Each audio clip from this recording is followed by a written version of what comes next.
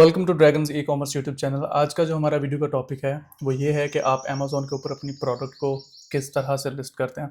Product list करने से पहले कुछ चीज़ें हैं, कुछ क्वेश्चंस हैं जो आप लोगों के माइंड में आते हैं, वो मैं आपको पहले क्लियर कर देता हूँ।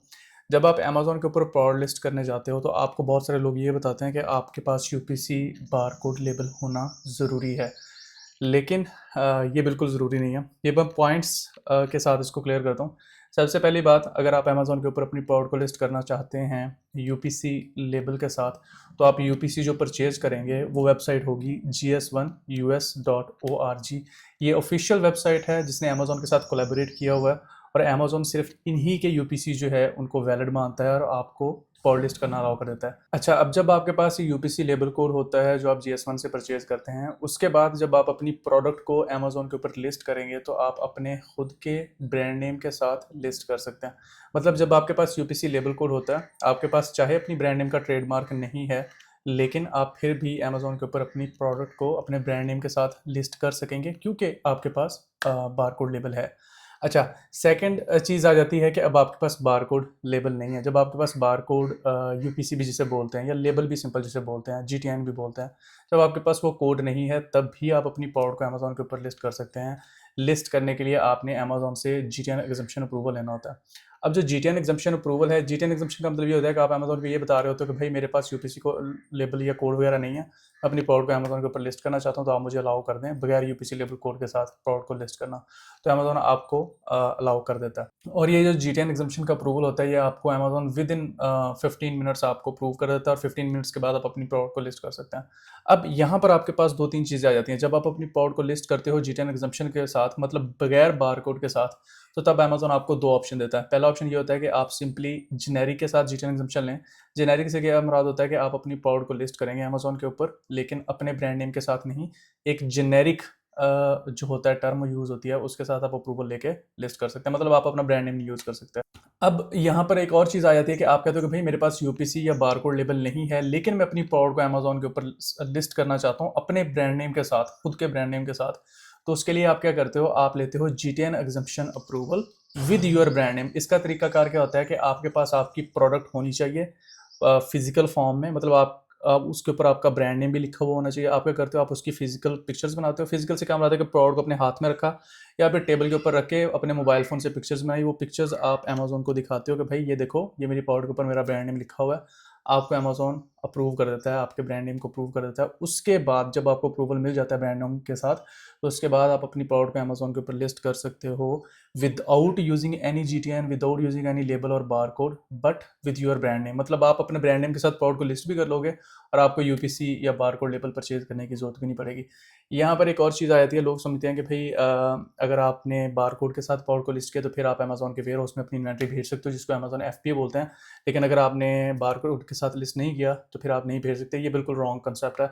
जब आपकी प्रोडक्ट अमेज़ॉन के ऊपर लिस्ट हो चुकी है, चाहे वो विदाउट यूपीसी हुई है, विदाउट बारकोड या लेबल लिस्ट किया आपने, या विद बारकोड लेबल लिस्ट किया है, जब आप उसको अमेज़ॉन के वेयर हाउस में अपनी इन्वेंट्री भेजते हो तो आपने उसके ऊपर जो लेबल्स लगाने होते हैं वो आपको अमेज़ॉन दे देता है, ठीक है? चाहे आपने अपनी प्रोडक्ट को बगैर लेबल के साथ लिस्ट किया है, अमेज़ॉन खुद से आपको लेबल्स दे देता है, जिसको एफपी लेबल्स बोलते हैं।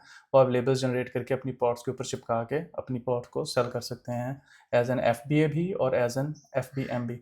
अब हम चलते हैं स्क्रीन की तरफ और वहाँ पर प्रैक्टिकली मैं आपको दिखाता हूँ कि किस तरह से ये जितनी भी बातें मैंने की हैं ये किस तरह से ऑपरेट होती हैं, और आप इनको लेके किस तरह से आगे प्रोसीड करते हो। अच्छा तो जब आप अपना अमेज़ोन का सेलर सेंट्रल अकाउंट लॉगिन करते हैं तो आपके सामने जो पेज आता है वो कुछ इस तरह का होता है। ये अमेज़ोन सेलर सेंट्रल का होम पेज है। तो इस वीडियो में हम जितनी भी बातें मैंने अभी आपसे थोड़ी देर पहले की हैं वो सारी की सारी बातें हम प्रैक्टिकल वर्क में करके देखेंगे कि वो किस तरह से ऑपरेट होती हैं।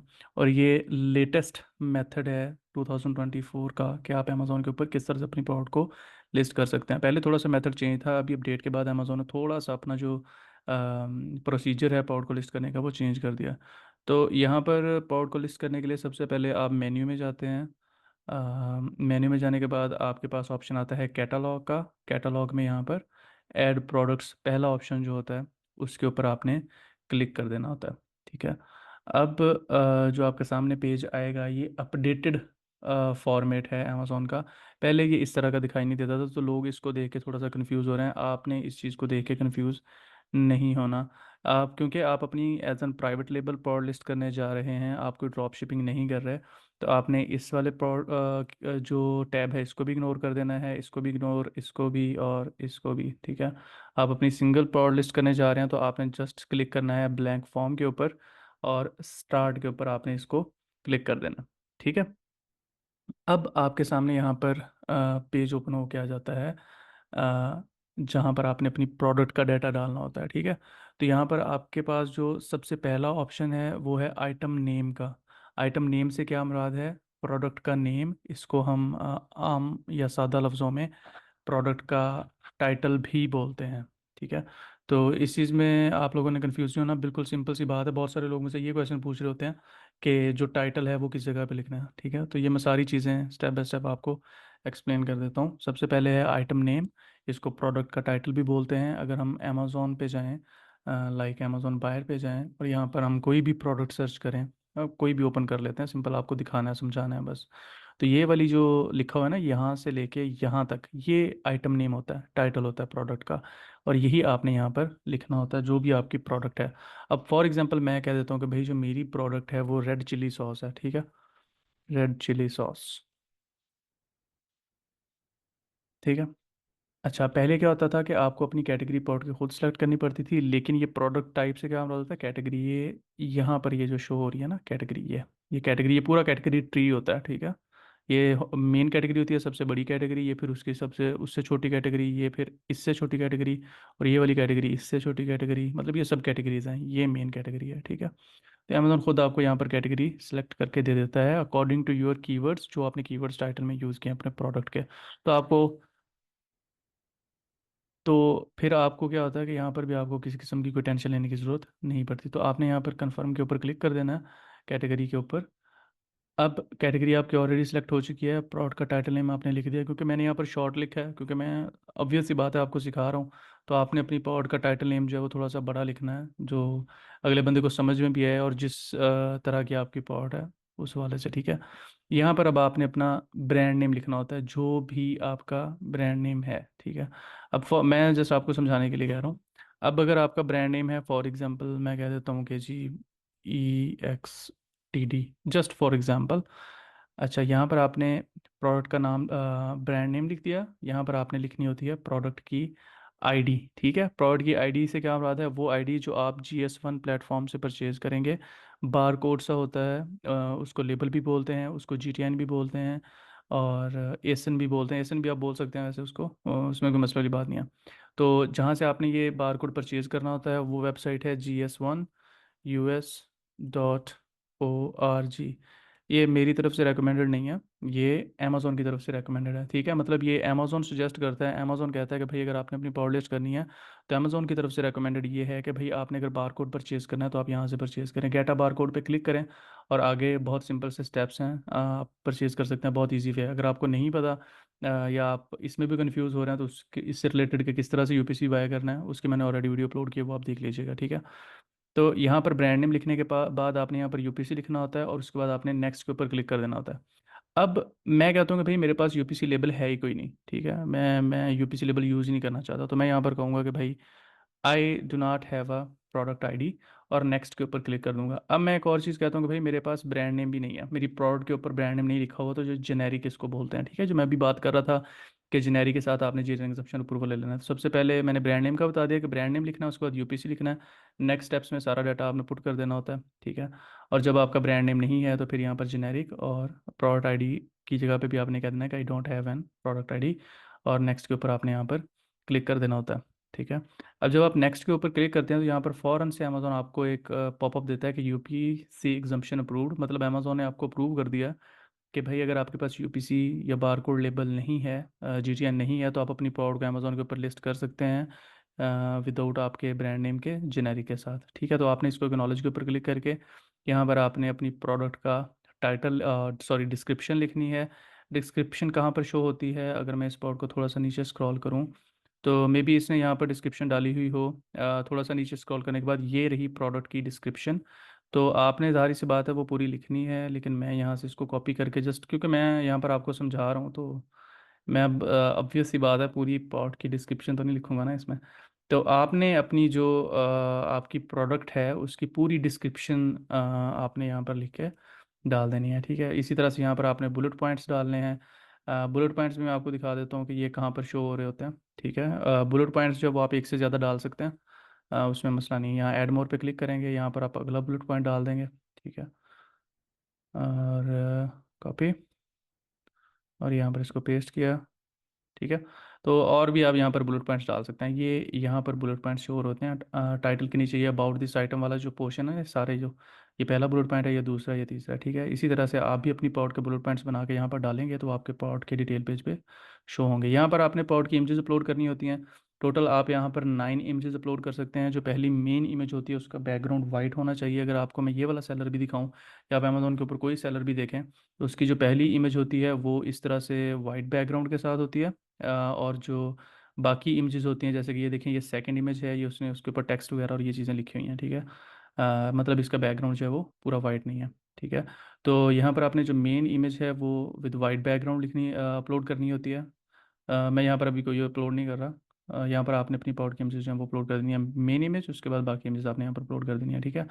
तो उसके बाद आ जाता है हमारा next page, product detail page. यहाँ पर आपने अपना मैन्युफैक्चरर का नेम लिखना होता है। मैन्युफैक्चरर से क्या आता है, वो बंदा जो इस प्रोडक्ट को बना रहा है, जो आपका चाइनीज़ सप्लायर है, आपने यहाँ पर उसका नाम लिख देना है, ठीक है। मतलब चाइनीज़ सप्लायर जो है उसका यहाँ पर आपने नाम लिख देना है। नंबर ऑफ़ आइटम्स, मतलब आपकी कितनी प्रोडक्ट्स हैं, जब कस्टमर परचेज करेगा तो उसको कितनी प्रोडक्ट्स मिलेंगी। अब यहाँ पर समझने वाली बात है। अब फॉर एग्जांपल आप अंडे सेल कर रहे हो, ठीक है, अंडे बेच रहे हो, समझाने के लिए कह रहा हूँ। इसमें ज़्यादा हंसने वाली या इस तरह का फील करने वाली बात नहीं है।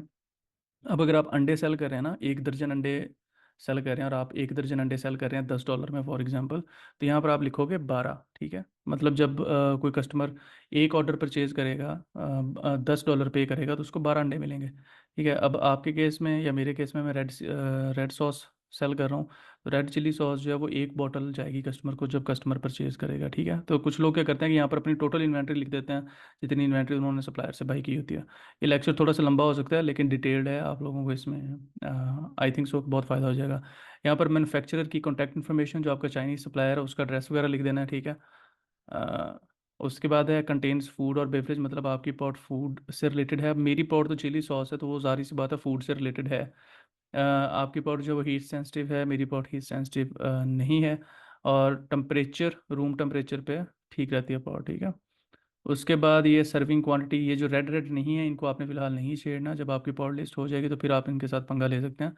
लेकिन फिलहाल के लिए क्योंकि आप अपनी पॉड लिस्ट करने जा रहे हैं तो सिंपली उन्हीं ऑप्शंस को फिलअप करें जो रेड रेड शो कर रहे हैं, ठीक है। यहाँ पर इंग्रेडिएंट्स में आपने इंग्रेडिएंट्स लिख देते हैं। इंग्रेडिएंट्स में सिंपल सी बात है, इंग्रेडिएंट्स से मुराद वो चीज़ें होती हैं जो आपकी प्रोडक्ट की फॉर्मेशन में यूज हुई हैं। मतलब जो आपकी पॉड, जैसे फॉर एग्जांपल अगर आप एलमंड्स का ऑयल सेल कर रहे हैं तो आप यहाँ पर एलमंड्स लिख देंगे। मैं चिली रेड सॉस सेल कर रहा हूँ तो मैंने चिली लिख दिया। फॉर्म फैक्टर क्या है, मैं कह देता हूँ कि भाई फॉर्म फैक्टर चिली है, मतलब चिली से बनी है।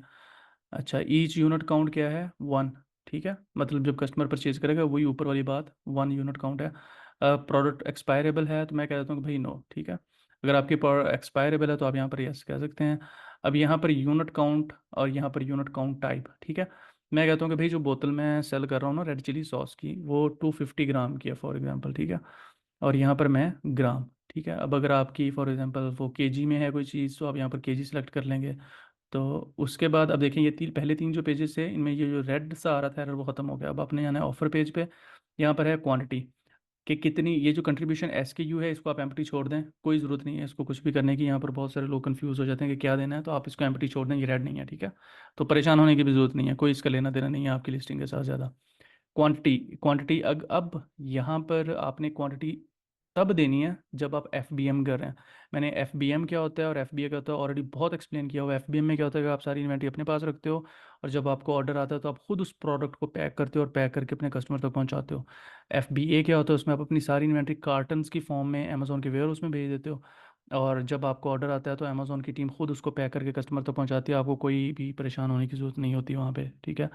तो अब अगर आप यहाँ पर सेलेक्ट करते हैं ना अमेजोन फुलफिलमेंट चैनल के, भाई मैं अपनी सारी इन्वेंट्री अमेजोन के वेयर हाउस में बेचूंगा, तो आपने देखा यहाँ पर वो जो क्वांटिटी पूछ रहा था वो चली गई है, ठीक है।